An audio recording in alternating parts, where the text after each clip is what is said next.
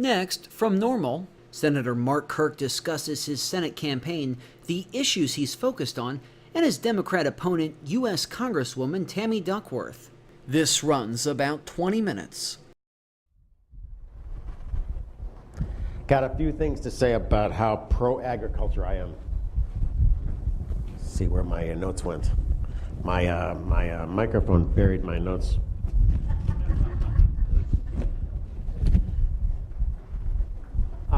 I wanted to show you what it's like to be a true friend of agriculture in the United States Senate, and that is actually, unlike Tammy Duckworth, of being for TPA and TPP. In my case, I have voted many times against the WOTUS decision and have backed the ethanol industry big time. Went for the Farm Bill and especially crop insurance. In my case, I have voted against the new Vermont GMO regulations, and unlike Tammy Duckworth, who is for the cool regulations. And I was very happy to get Section 179 expensing through to make sure that is permanently there for America's farmers.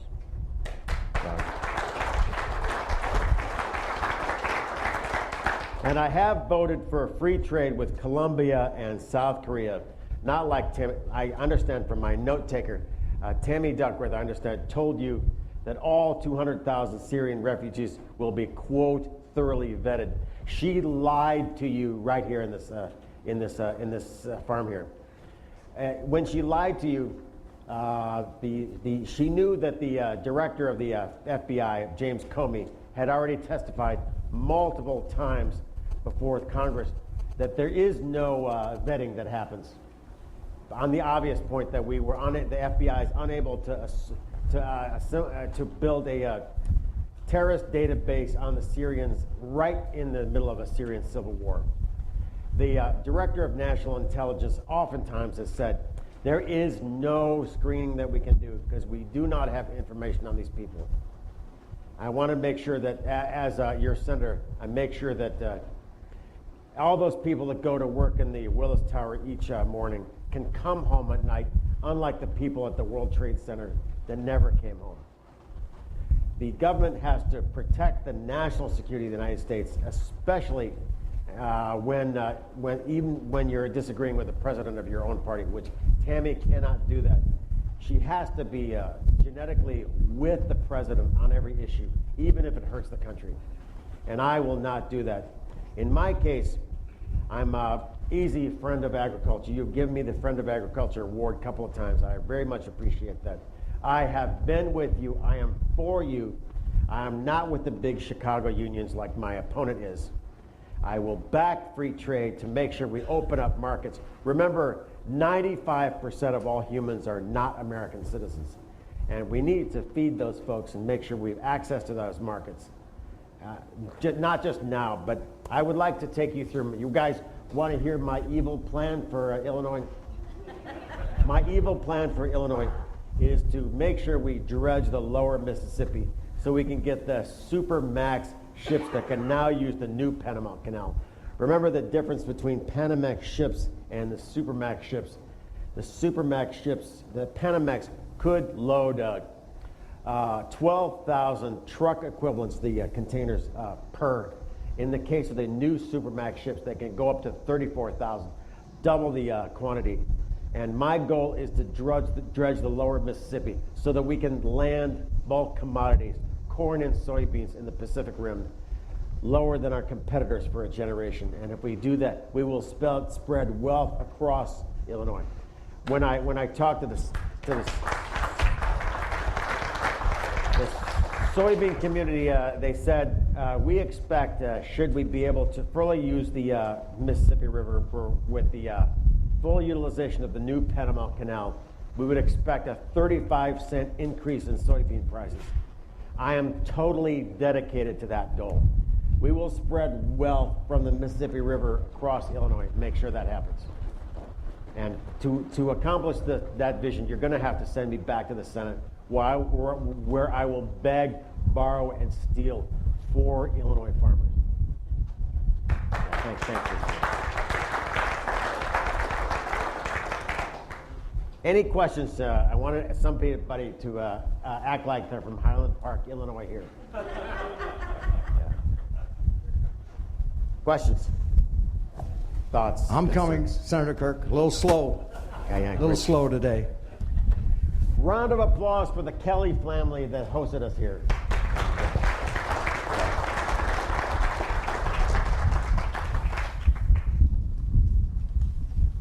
Well, you spoke about the Mississippi River and your plans there, but there's a lot of conversation and with trade, but to have a good transportation system and infrastructure is really important to agriculture.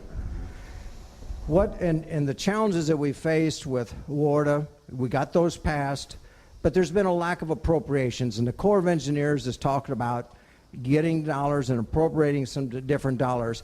What do you have in mind to help us get that appropriation through, that we can get the locks and dams fixed as we go forward? The best thing is to not rely on the Army Corps of Engineers. I've been putting in the Durbin-Kirk Amendment that allows private interests to come in and lengthen and widen the locks and dams. The river-using community is the only community that's constantly petitioned to pay for more capacity. In this case, using the Kirk-Durbin Amendment, I went to the head of Archer Daniels Midland. I said, Mr. Chairman, I want to take your credit card for a spin here. And I would imagine we'll have ADM signs on all the locks and dams up and down the Mississippi. If you've ever been to Decatur, one of the cool jewels of the Illinois economy is the ADM logistics management floor there in Decatur. It looks like the New York Stock Exchange. I think they're the competent manager to take over the locks and dams. And remember, once we offer up these locks and dams and the revenue streams that can come from that, we can go a lot faster than slow Army Corps of Engineers.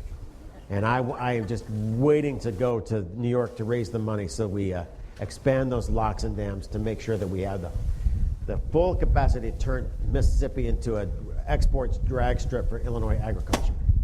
Like that. Well, that's really important, and you know, if we get the infrastructure put in place, then let's talk about trade a minute and how important these trade agreements are. And you mentioned Panama, Colombia, and South Korea, how that has really been good, not only for Illinois agriculture, but all of commerce here in the United States. What's your position on TPP, and how can we move that forward? What could we do differently, or what would you do differently to make this more amenable because you listen to all the rhetoric by the candidates, presidential candidates that is, they're not very kind to the Trans-Pacific Partnership. I disagree with you on a bunch of things. That Trump is against the TPP. I think we should do it because 2/3 of world GDP is in the Pacific Rim. We need to make sure that Illinois agriculture has access to those markets. And I will not be with the big unions like Tammy Duckworth. She will shut down those markets in an instant because the big unions order her not to be with them. Thank you, Senator. Yeah, thank you. The U.S. EPA has really thrown business and agriculture a number of curveballs, you might say, with whether it's the Clean Water Act, and they should use science to develop rules for products that protect crops from weeds and insects. They employ a number of scientists. Do you feel science should be a part of the basis to approve egg products, to control these pests, or should politics play a greater role? Not just science, but common sense. Remember when the EPA started to tell us there was a dust crisis in America. Whenever a farmer harvested land, they created dust. I see no dust crisis in America. I don't think we should allow EPA bureaucrats to shut down agriculture that way. In the case of the WOTUS decision, I don't know if Tammy admitted to you that she is a strong supporter of WOTUS. She is. She's already voted that way. If you are plowing a furrow on your land and it happens to fill with water, I do not think we should extend EPA jurisdiction to that little furrow with water at $36,000 fine per day. it's really tough on any individual that mistakenly does something wrong, and with all the permits that we'd have to have in place or whatever we want to do as a land practice would really be a challenge, not only for agriculture but commerce and the business community as we try to develop better ways. Hopefully we get this mic right. Mine's not working very well either. How is that, David? Can you hear it? It's okay. I got to get it. I guess I got to put this thing in my mouth. Oh, a few more questions. I need another hand. How will you lead reining in EPA? I think we don't need foot upon foot of federal regulations. We need something like the REINS Act to make sure that anything that costs more than $100 million to implement has to pass the Congress. All these we cannot regulate our way into wealth. And I would say that we need lawsuit reform in the United States and make sure that happens. You cannot sue us to wealth. All these regulations are not productive. And I would lead the charge on the REINS Act. I already have. Thank you, Senator. What is your position on immigration? If you immigration or labor is really important to agriculture, whether you're a specialty grower or a livestock producer, and we can't find labor to get the job done, to harvest these specialty crops or to feed the livestock that we have on our farms. How would you help agriculture and the United States with immigration reform, and what do you have in mind there? I have already voted for immigration reform in the Senate. I will tell you why. I wrote the Kirk Amendment based on my experience as a reservist in Afghanistan. When I was in Afghanistan, notice we had lots of groups of Hispanic soldiers. The Kirk Amendment says if you are granted a combat infantry badge by the U.S. Army, a combat infantry badge is the badge that is given to you if you've been officially under fire. In that sense, the Kirk Amendment says the moment you get a CIB, you instantly become a U.S. citizen. Under the principle that if you fight alongside of us, you are one of us. Wanted to make sure that that was in there. Feel it from my experience that if we had a largely Hispanic company of soldiers, and I told them, you know, there's some Taliban on the other side of that hill. God help the Taliban on the other side of that hill. But we will kick some serious Taliban butt. Yeah. Guess he put the thing wrong there. We'll fix that. You know, I've mentioned many times over the years to add another nickel or dime to the bushel of corn or soybeans that we all raise, or a nickel or a dime to a pound of beef or a pound of pork. You know, we need four things in place. We need trade, we need exports, we need livestock here in Illinois. But also along with that comes the biofuel standard and biofuels, you know, ethanol and renewable fuel standard. Can you tell us your position on biofuels? Pro-biofuels have voted that way constantly to make sure we defend the renewable fuel standard. And the reason why, for our biofuels out there, and the good thing is the ones that are around that corner are not in the Persian Gulf. You don't need a Navy to protect them. For the Persian Gulf petrochemicals that we depend on, you need a substantial military investment there. We should make more American energy right here off of agriculture. It makes sense to me. For the big ethanol industry that's in this state, I cannot promote employment around the state too much, which we would lose with the RFS. I think we need that. Thank you. Talking about security here in the United States, Senator, and and other issues, what have you done, or what do you look forward to do differently in improving the security here in the United States? I think we need to pause bringing in 200,000 Syrian refugees. Remember from the notes that my people took on her speech, she tried to tell you that the Syrians who are coming into the United States are somehow different. That she's asking you to suspend your common sense. They are all from Syria, the civil war area that had gone through this Syrian jihad experience. I would ask you not to suspend your common sense. We cannot make the same mistake that Europe did of letting all these people in. That, you know, once you bring over 1,000 Syrian refugees into this country, you now outnumber the number of FBI agents right here in Illinois. I want to make sure with the FBI, we already have access to substantial resources to watch these threats and stop these threats before they start. We've seen too many people killed in France and Germany, and I want to make sure that we secure this country. And we cannot go the way of the Germans, who committed a kind of national suicide that by letting in so many folks that hold radically different views and will someday pop off in the jihad against the United States. I think that it's better to pause the program and leave those people out of the United States. Let's pick safety first. Thank you, Senator.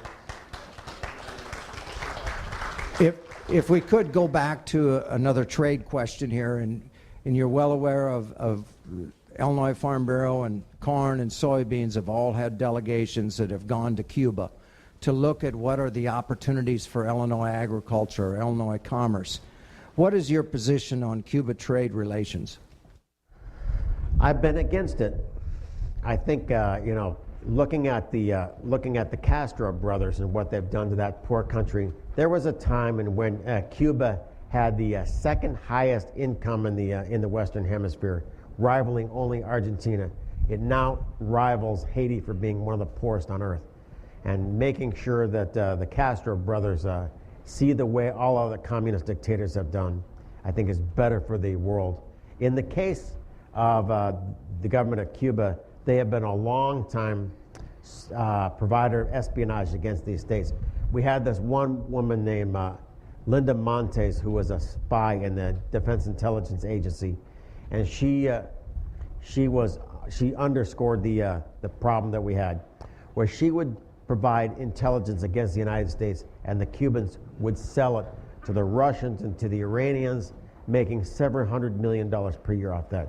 I think without the Castro brothers, we would be much better off, and the Cubans would be much better off. Thank you, Senator. Going. Son of a bitch. No.